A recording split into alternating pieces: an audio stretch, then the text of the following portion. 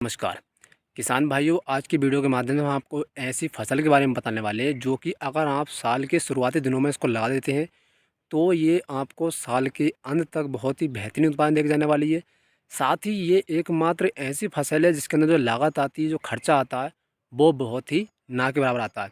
यानी आपको बुआई के समय जो भी खर्च करना वो खर्च करना पड़ सकता है, बाकी इसके अंदर ना कोई ज़्यादा खाद की आवश्यकता आपको पड़ने वाली है और ना ही ज़्यादा दवाई की इसके अंदर आपको आवश्यकता पड़ने वाली है।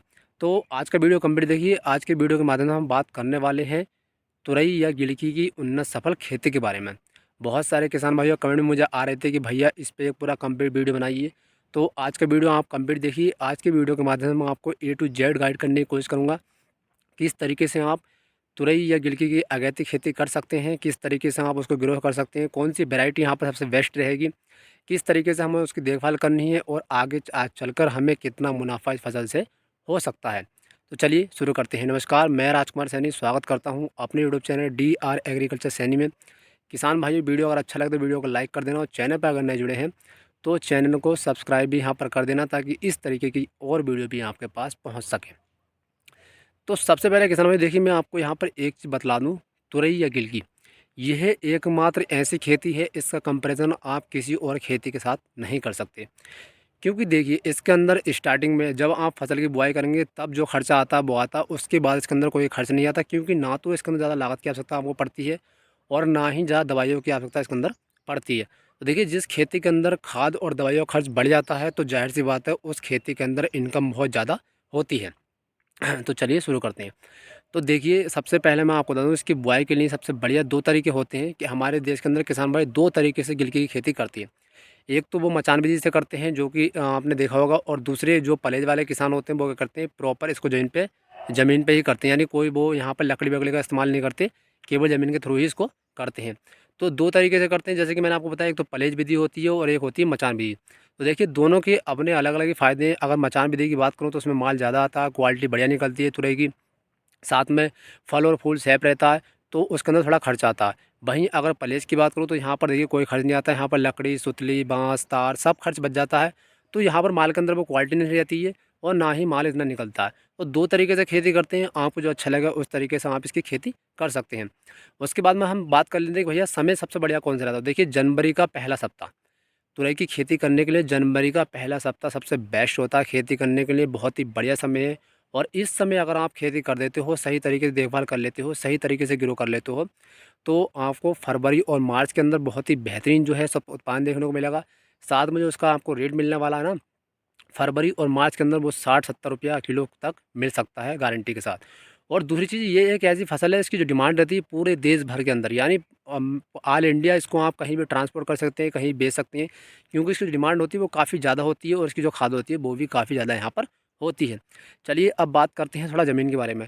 देखिए, तुरई भैया एक ऐसी खेती है, गिल की ऐसी खेती जिसको आप किसी प्रकार की भूमि में इसको लगा सकते हैं। आपकी जो भूमि होनी चाहिए प्रॉपर उपजाऊ होनी चाहिए, प्रॉपर उसके अंदर ताकत होनी चाहिए, उर्वरा शक्ति होनी चाहिए। तो आप किसी प्रकार की मिट्टी में इसको लगा सकते हैं, कोई दिक्कत नहीं है। अगर आपकी भूमि उपजाऊ नहीं है तो आप खेती करना चाहते हैं, थोड़ी दिक्कत होगी। इसलिए अगर आपकी भूमि उपजाऊ नहीं है तो आप क्या करें, गोबर का खाद डाल सकते हैं, सड़ी के लिए काफ़ी बेहतर रहेगी, क्योंकि गोबर की खाद का तो एक अलग ही अंदाज होता है खेती के अंदर। या फिर आप वर्मी कंपोस्ट का इस्तेमाल भी यहाँ पर कर सकते हैं। अगर आपके पास देसी खाद नहीं है तो उसकी जगह पर आप वर्मी कंपोस्ट भी यहाँ पर डाल सकते हैं, वो भी काफ़ी बेहतर यहाँ पर रहने वाला है। उसके बाद में देखिए, वैरायटी वाले में थोड़ा बात कर लेते हैं। तो मैंने पहले बताया किसान भाइयों को, आप जितनी बढ़िया, जितनी बेहतरीन वैरायटी का चयन करेंगे उतनी आपको इनकम अच्छी होगी, पैदावार अच्छी होगी, माल की क्वालिटी बढ़िया निकलेगी।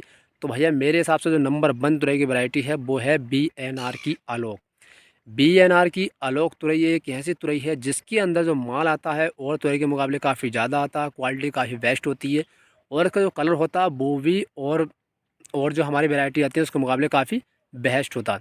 तो इसलिए मैं तो आपको ये सजेस्ट करूँगा कि आप BNR की आलोक तुरई को ही लगाएँ, काफ़ी बढ़िया है। अगर आप वो लगाना चाहते हैं तो अपनी आज़माई लगाएँ, नई ना लगाएँ, मैं ये कहना चाहता हूँ।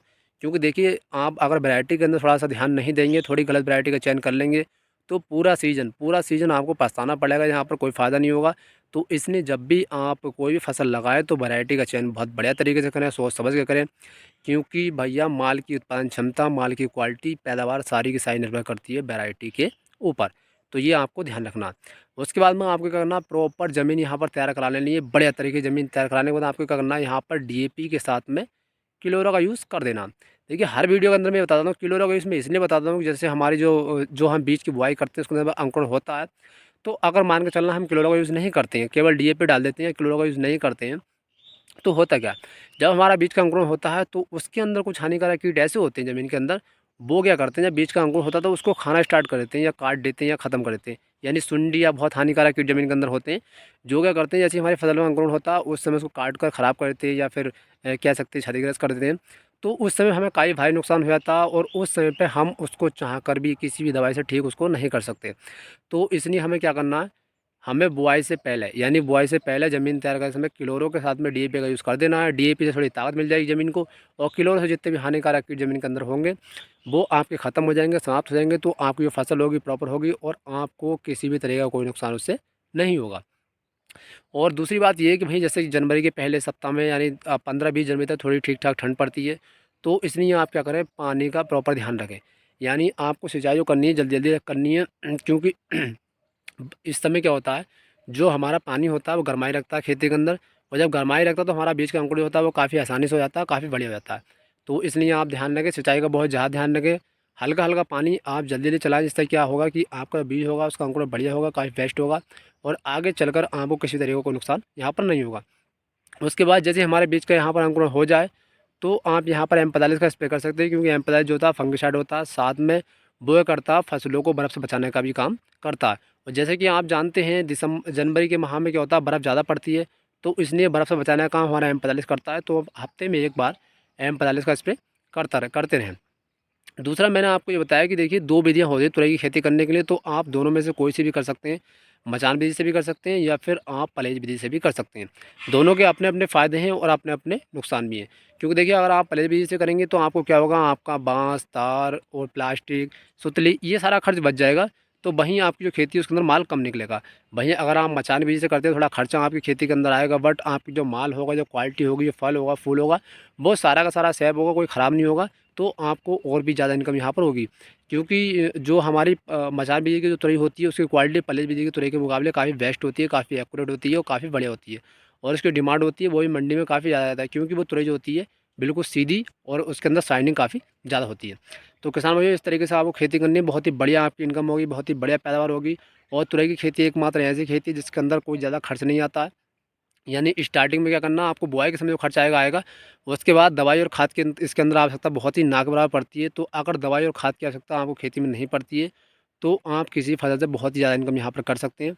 तो काफ़ी बड़ी अपॉर्चुनिटी है इस समय। फटाफट अगर आप तुरई खेती करना चाहते हो, ज़मीन की तैयारी कर ज़मीन जो है तैयार कराना शुरू कर दीजिए उसके, और आप फटाफट देसी खाद डाल के यहाँ पर उसकी बुआई कर दीजिए, बहुत ही अच्छा रहेगा, बहुत ही बढ़िया आपको इनकम होगी। धन्यवाद।